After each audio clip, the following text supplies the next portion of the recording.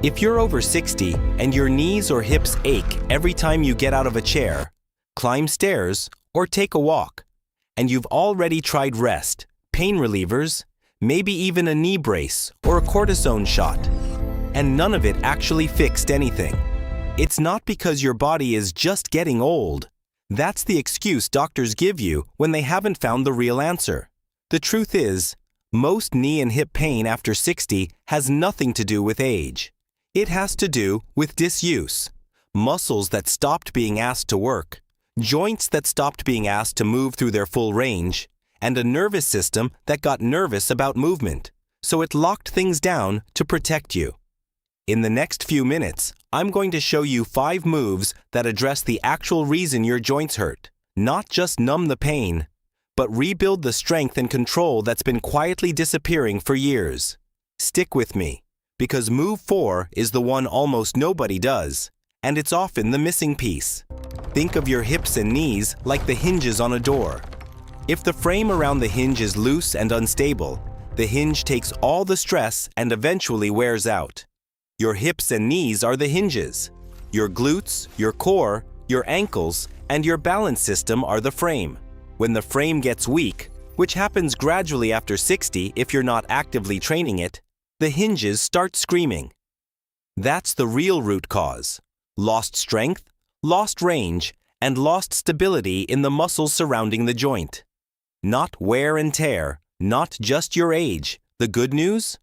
All 3 of those things can be rebuilt at any age, safely, starting today.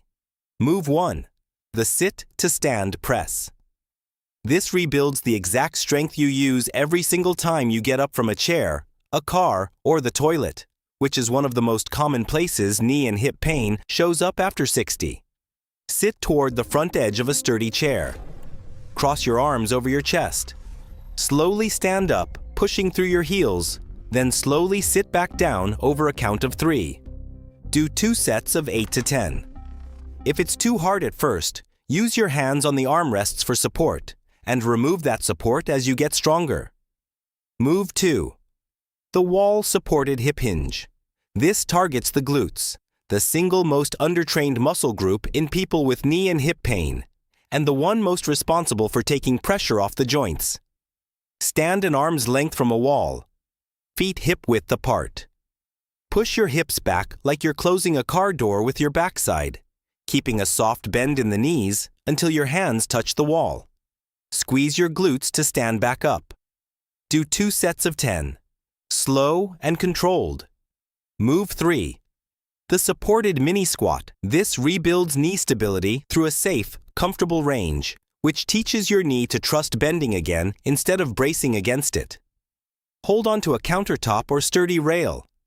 Bend your knees to lower a few inches, only as far as feels comfortable, then press back up. Over time, aim to go slightly deeper each week. Do 2 to 3 sets of 10. Move 4. The standing marching balance drill. This is the one almost nobody does, and it's often the missing piece, because balance and ankle stability are what protect your knees and hips from the wobbles and missteps that cause flare-ups in daily life. Hold onto a chair or counter for support. Lift one knee up toward your hip. Hold for 2 seconds, then lower slowly. Alternate legs. Do 2 sets of 8 per leg. As you improve, reduce how much you lean on your support hand. Move 5. The standing hip circle. This restores range of motion in the hip joint itself, which takes pressure off the knee by making sure your hip is doing its fair share of the work when you walk, turn, and climb.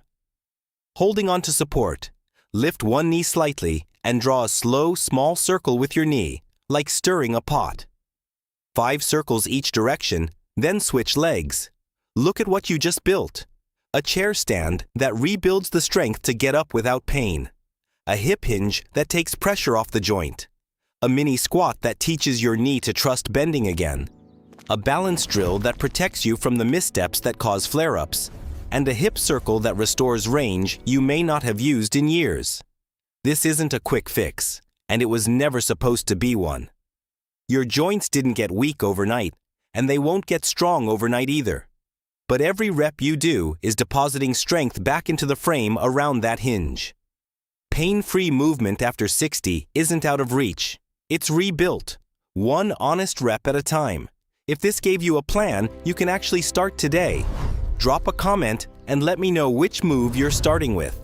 And send this to someone you know who's been told their knee pain is just age. It isn't. Subscribe for more real solutions that actually work.